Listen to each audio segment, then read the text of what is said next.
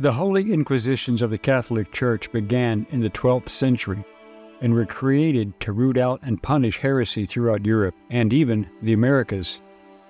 Spanning several hundred years and arriving in different manifestations in many countries, the Inquisition was infamous for the severity and variety of its tortures, especially the targeted persecution of Jews and Muslims. Perhaps the worst variation of the Holy Inquisition was in Spain, which dictated daily life, politics, and instilled fear for 400 years, resulting in some 32,000 executions. What were the Inquisitions? What was the Spanish Inquisition? And how did it end? Hello, I'm Colin Heaton, a veteran of the United States Army and Marine Corps, former history professor, book author, and welcome to this episode of Forgotten History.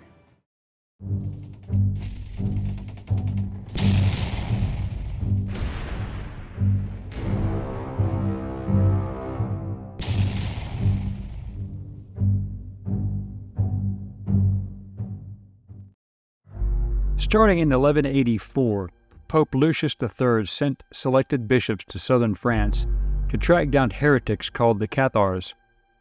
This sect denied the divinity of Christ and practiced their faith outside the doctrine of the Church in Rome, which was considered heresy. But the Cathars were not alone in being targeted. During the same period, the Church also pursued the Waldensians in Germany and northern Italy.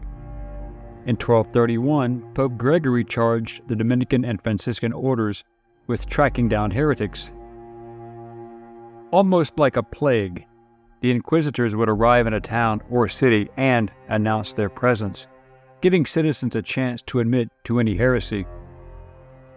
Those who confessed immediately were punished, with sentences ranging from going on a pilgrimage to a public flogging or being placed in the stocks.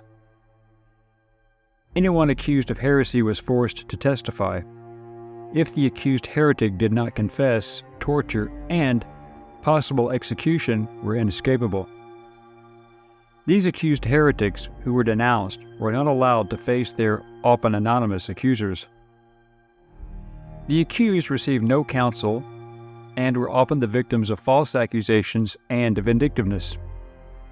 They were frequently ignorant of the charges against them, and confessions were often obtained through coercion, confiscation of property, threats against family members, and, more often, torture. Inquisitor Bernard de Guy wrote the influential guidebook, basically an operations manual for inquisitors called Conduct of the Inquisition to Heretical Depravity. Guy himself pronounced over 600 people guilty of heresy, resulting in tortures and executions.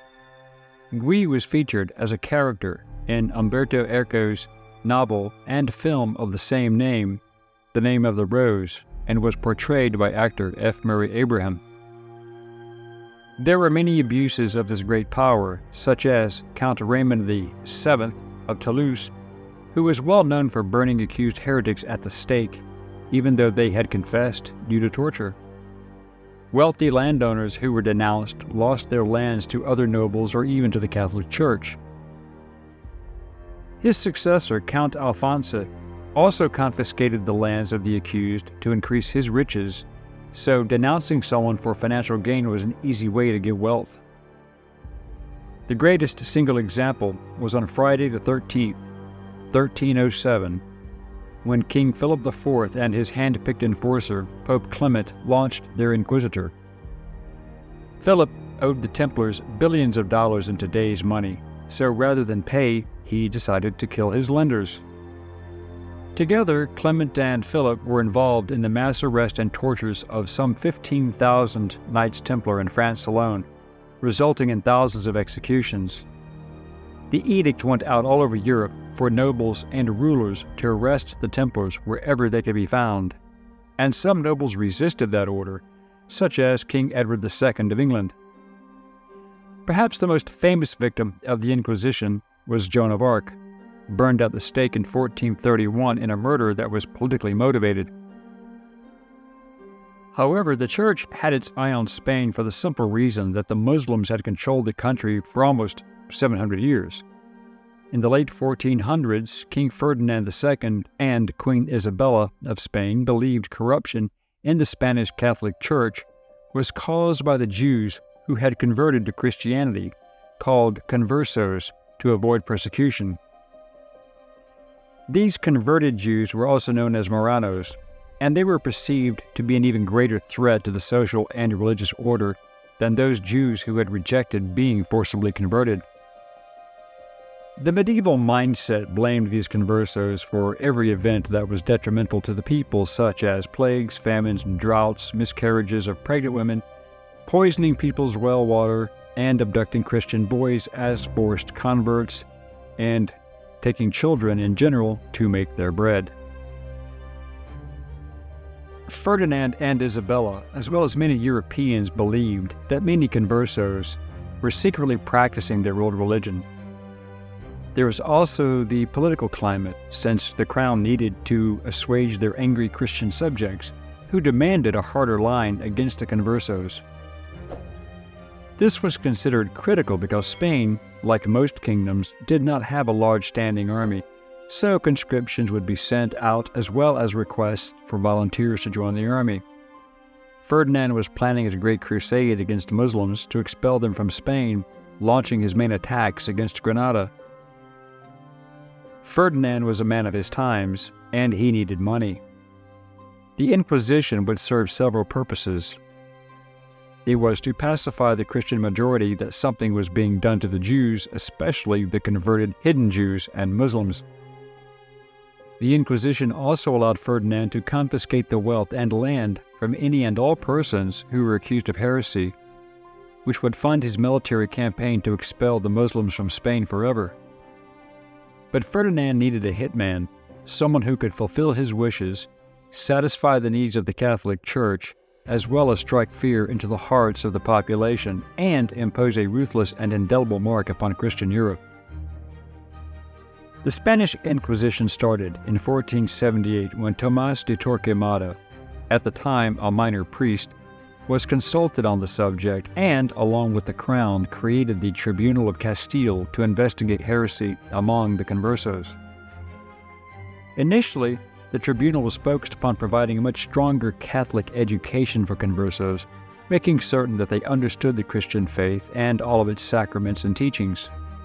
However, as war against the Moors seemed to loom closer, called the Reconquista, that focus changed in 1480, and as a result, the Spanish Inquisition was formed into what we know it as today, and it was modeled after the previous Inquisitions in France, Italy, and Germany.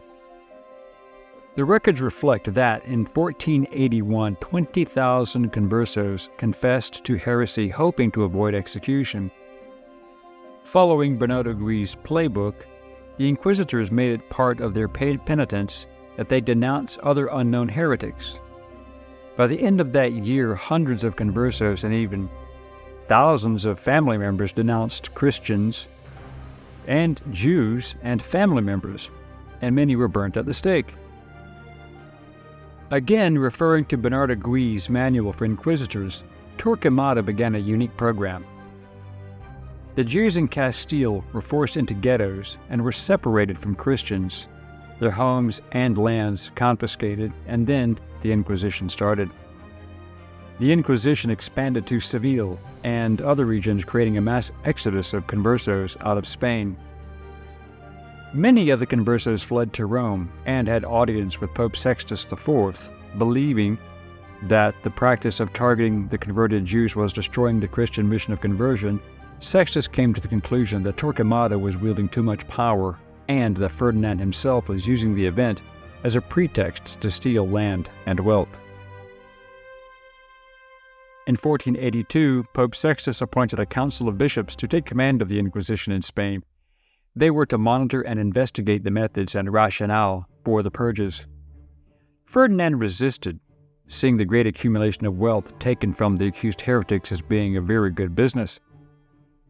Under the guidance of Ferdinand, due to his ruthless methods and efficiency, Torquemada was then named Inquisitor General and he established his radical courts all across Spain. He used torture chambers, which were windowless rooms underground where the sounds of what was occurring were muted. This method was already popular around Europe for several centuries. Torture chambers were used so as to not terrify the population but to gather information. The torture was not random, it was precise and choreographed, and the inquisitors ceased tormenting their victims whenever they concluded that pain would not yield useful or truthful confessions. Information gathered from torture was not used as sole evidence. These confessions were compared to trial testimonies in related cases, so the tribunal could build a stronger and more coherent case. In essence, torture was primarily used to confirm previously gathered evidence as opposed to trying to collect new evidence, but sometimes that was divulged as well. In the New World Spanish colonies, these were rarely used due to the great expanse of terrain and the fact that those locals who were to be converted to Catholicism or punished for refusing would be dealt with in the public forum. This was when torture, already allowed under the Church in certain conditions, became standard policy, and it routinely used various forms to elicit confessions.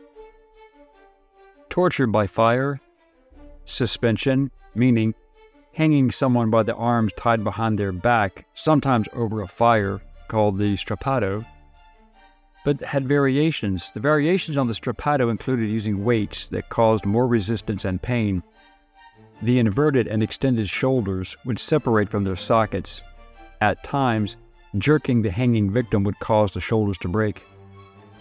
An especially torturous variation on the strappado was tying the wrists of the accused in front along with the ankles, then adding weights before pulling the victim off the ground to hang.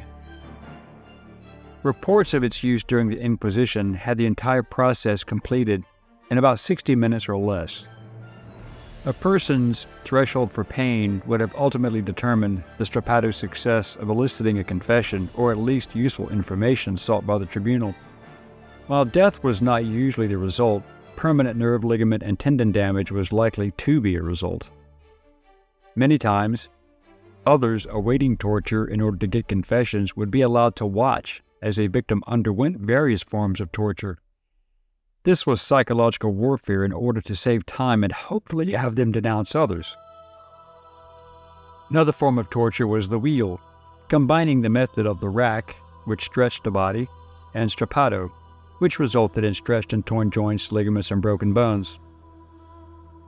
The public sentencing of confessed heretics was called the auto de fe, a Portuguese word, basically meaning to be confessed in public, where the heretics wore a sackcloth or hair shirt over their heads with a single eye hole. Those heretics who refused to confess were burned at the stake, with any chance at an appeal thrown away. In many cases, starvation was also used as a method of torture.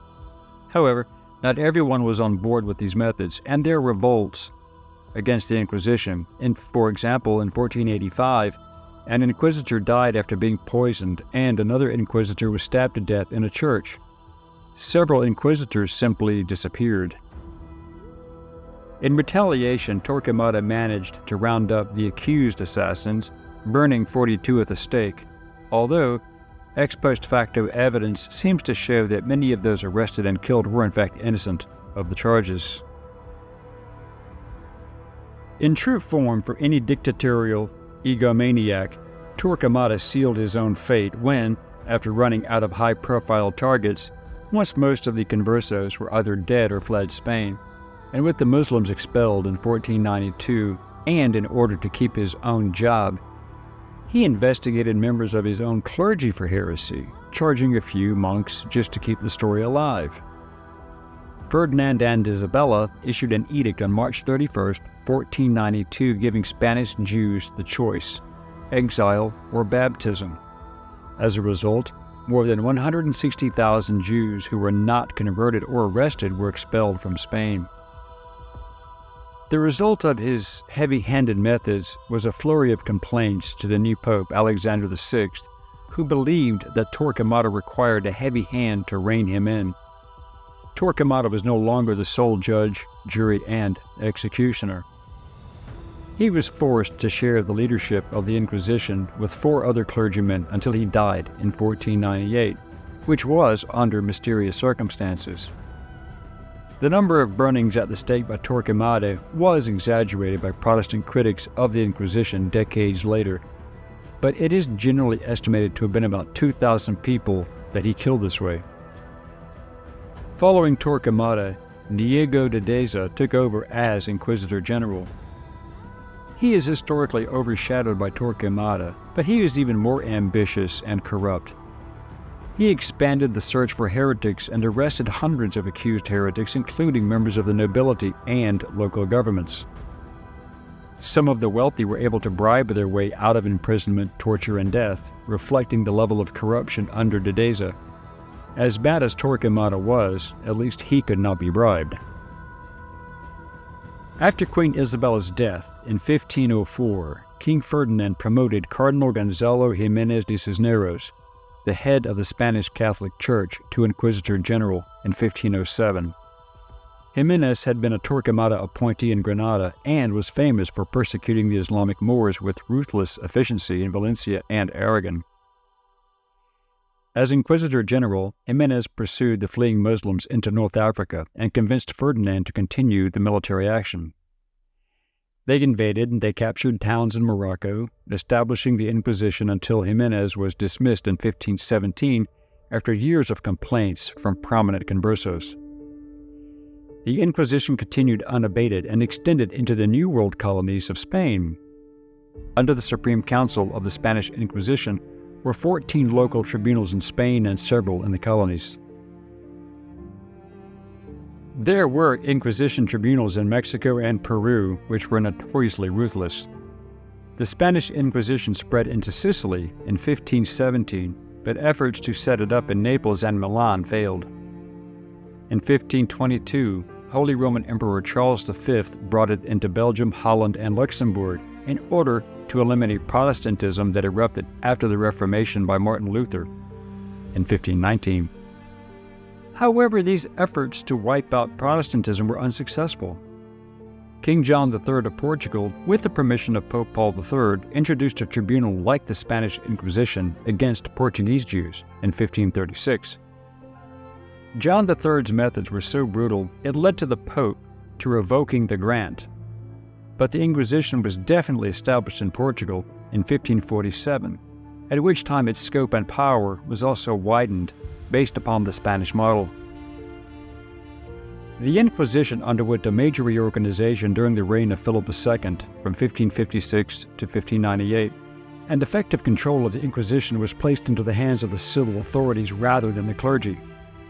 After the papacy of Clement VII from 1523 to 1534, priests and bishops were often themselves judged by the Inquisition. Once again, even the slightest accusation, whether warranted or not, could lead to a person's arrest, torture, and death. There was an appellate process created as a result of the many complaints of abuse, but these appeals still were usually held by the same clergy who had invoked the arrest and punishments originally. Over the centuries, the Inquisition lost its bloodlust, but it was still in existence. For another 150 years, the Catholics in Spain used the Inquisition to attack suspected Protestants with equal effect. The Inquisition was running out of victims, as well as public support, until the Spanish Queen Regent, Maria Cristina de Bourbon, issued a decree finally abolishing the Spanish Inquisition on July 15, 1834. That's a long time. Thank you for watching Forgotten History. Please click like, subscribe, and share. Send us comments and show ideas, and we will get back to you as soon as possible. Until next time.